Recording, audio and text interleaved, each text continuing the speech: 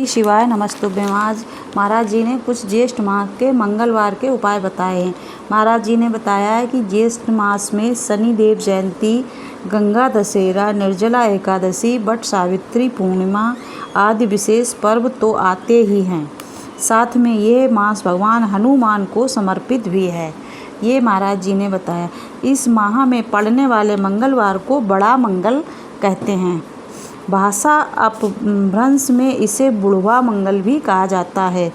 जो जातक बड़ा मंगल के दिन विधि विधान से हनुमान जी की उपासना और व्रत करते हैं, उनकी मनोकामनाएं पूरी होती हैं और समस्याओं का समाधान होता है। इस वर्ष ज्येष्ठ मास में कृष्ण पक्ष और शुक्ल पक्ष मिलाकर 5 मंगलवार हैं, जो हनुमान भक्तों का कल्याण करेंगे। पहला मंगलवार 13 को, दूसरा मंगलवार 20 को, तीसरा मंगलवार 27 मई को, चौथा मंगलवार 3 जून को एवं 5वां मंगलवार 9 जून को बड़ा मंगल पड़ेगा।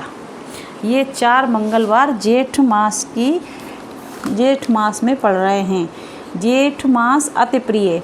जेठ माह है वो भगवान हनुमान के पूजन के लिए विशेष माना जाता है।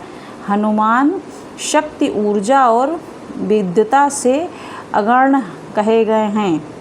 हनुमान जी श्री राम से पहली बार इसी मास में मिले थे, इसीलिए भी भगवान हनुमान को ये मास बहुत प्रिय है। हनुमान जी जब राम भगवान जब सीता माता को खोज रहे थे, तब जो ये ज्येष्ठ माह था, उसी में हनुमान जी राम भगवान को मिले थे। इसीलिए राम भगवान के हनुमान जी भक्त हैं, इसीलिए उनको ये माह बहुत प्रिय है।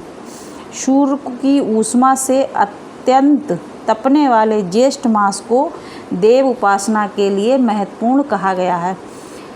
जप, तप और पूजन। ज्योतिष की दृष्टि से जिन जातकों की कुंडली में शनि अशुभ फलदायक हो या शनि की 7.5 चल रही हो, उन्हें ज्येष्ठ मास में इस कालखंड का सदुपयोग भगवान हनुमान को प्रसन्न करने में करना चाहिए। भगवान हनुमान का शास्त्रोक्त मंत्र पढ़ना चाहिए या हनुमान चालीसा का पाठ करना चाहिए या सुंदरकांड के 108 पाठ करने से शनिकृत पीड़ा में कमी आती है। सुंदरकांड जो है उसके 108 पूरे ज्येष्ठ माह में अगर आप सुंदरकांड के 108 पाठ करेंगे या फिर हनुमान चालीसा 108 जो हमने उस दिन लाइव में आपको दिखाया था, हनुमान चालीसा की 108 माला, कम से कम 3-4 घंटे लग जाते हैं 108 बार चालीसा पढ़ने की माला। नहीं तो आप थोड़ा 11 करके पूरे महीने में, नहीं अगर सुंदरकांड का पाठ कर सकते हो तो हनुमान चालीसा का आप 108 बार पाठ कीजिए। नहीं तो सुंदरकांड का 108 बार पाठ कीजिए तो बहुत ही उत्तम है। अगर समय हो तो आप कर सकते हैं। पाठ करने से शनिकृत पीड़ा में कमी आती है। हनुमान जी को भगवान शिव का 11वां रुद्रावतार कहा गया है, इसलिए ज्येष्ठ मास में ये सब किया जाता है। कृपा प्राप्ति के लिए तिलक। भगवान हनुमान की कृपा पाने के लिए उनके मंत्रों और सहस्त्र नाम का पाठ करें। हनुमान जी को ध्वजा अर्पित करें। चमेली के तेल का दीपक अर्पित करें। अगर आप हनुमान जी की कृपा पाना चाहते हैं तो उनको ध्वजा चढ़ाएं, उनके मंदिर में ध्वजा लगाएं और चमेली के तेल का दीपक अर्पित करें और चोला चढ़ाएं। जैसे मंदिरों में ना चोला वाले हनुमान जी होते हैं, उनको चोला चढ़ाएं। भगवान हनुमान को केसरी सिंदूर अर्पित करें। बाज़ार में हनुमान जी के लिए केसरी सिंदूर मिल जाता है, तो ज्येष्ठ मास के मंगलवार में आप भगवान हनुमान को या शनिवार को केसरी सिंदूर अर्पित करें। इसके अलावा शुद्ध देशी घी में मिलाकर बनाए गए केसरी सिंदूर से भगवान हनुमान का लेपन करें, वही चोला चढ़ाएं और उनके चरणों या बाहों से सिंदूर लेकर तिलक लगाएं। पहले देसी घी में केसरी सिंदूर से पूरा चोला चढ़ाएं, फिर वहीं से लेकर और अपने तिलक लगाएं। इस तिलक से भगवान हनुमान की कृपा प्राप्त होती है और नकारात्मक शक्तियाँ नष्ट होती हैं। अगर आपके यहाँ नेगेटिविटी बहुत है, नकारात्मक शक्तियाँ हैं, आपको डर भय लगता है, आपके यहाँ बच्चा छोटा है तो आप ये उपाय करें। इस दिन शीतलता और छाया वस्तुओं का दान करें, जैसे शरबत, पानी है, प्याऊ है, और इस तरीके से पंखे का दान, ये सब करें। मीठा जल, वही शरबत दान करें। पशु पक्षियों के लिए जल की व्यवस्था करें। नंदी का एक अन्य नाम ज्येष्ठा भी है, इसलिए इस मास में गंगा स्नान भी महत्वपूर्ण है।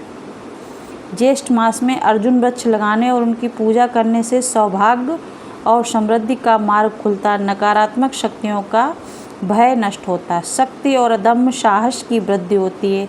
शारीरिक और मानसिक संयम, स्वास्थ्य में सुधार होता है और नियम संयम से रहने पर आयु वृद्धि होती है तथा रोग नष्ट होते हैं। तो ये आपको ज्येष्ठ मास के हनुमान उसमें मंगलवार या शनिवार में करना चाहिए, जिससे कि आपको सफलता मिलेगी। ये सब आप कीजिए और देखिए, आपको ज़रूर सफलता मिलेगी।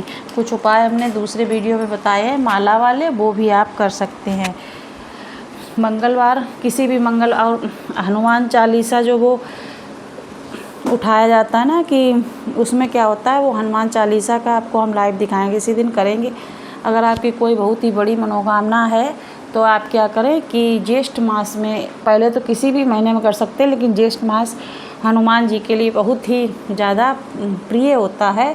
तो आप क्या करेंगे, जैसे कल शनिवार है, कल से उठाइए, तो उसमें शनिवार से उठाइए। जैसे आपने 3 दिन का उठाया या 7 दिन का उठाया, तो आप 7 दिन, 11 दिन, 21 दिन, 51 दिन, जितने दिन का आप कर पाएँ। महिलाओं के लिए तो खैर 30 दिन वाला भी बहुत कठिन होता है, नहीं हो पाता है, क्योंकि इतना टाइम 30 दिन नहीं मिलते हैं।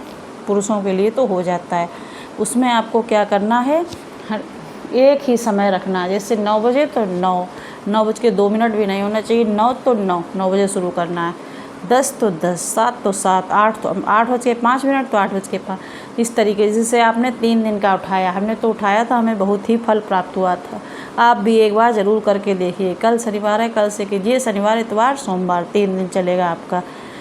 हनुमान जी की फ़ोटो रखिए, उसके आगे एक दिया जलाइए, एक कलश रखिए, उसमें लौंग, 2 लौंग और एक सिक्का, कॉइन्स 1 का, 5 का, जैसा भी डालना चाहें, जल भर के उसमें डाल के उसे ढक के रखिए। और हनुमान चालीसा का पाठ कीजिए 7 बार या 11 बार, जितनी कर पाएँ आप उतनी बार कीजिए डेली। 3 दिन का उठाया तो 3 दिन का। और भगवान से पहले प्रार्थना कीजिए कि हम 3 इस कामना के लिए ये पाठ उठा रहे हैं और हम इतने बजे आज कर रहे हैं, ये करेंगे रोज़ पूरी तन्मयता से। अब बाबा हमारी प्रार्थना स्वीकार, इस तरीके से कीजिए और आप फिर पाठ कीजिए। जल को वहीं रख दीजिए, फ़ोटो रखी रहने दीजिए। दूसरे दिन फिर आइए, फिर भगवान की से पूजा वूजा कीजिए। फिर उसी समय पे 7 बार का उठाया तो 7 बार कीजिए। तीसरे दिन फिर कीजिए। उसके बाद वो कलश उठा लीजिए, उसे आप अपने जो पैसे हैं किसी पूजा पाठ में लगा, अपने उपयोग में लगा लीजिए। और जो लौंग है वो खाना आना में यूज कर लीजिए। जल का भी उपयोग कर लीजिए खाने आने में। इस तरीके से अगर नहीं करते हैं तो पौधों में डाल दीजिए। अपने घर में थोड़ा थोड़ा छींट दीजिए और पौधों में डाल। तो इस तरीके से उठाइए, आप हनुमान चालीसा का पाठ कीजिए, आपकी मनोकामना जरूर पूरी होगी। श्री शिवाय नमस्तुभ्यं।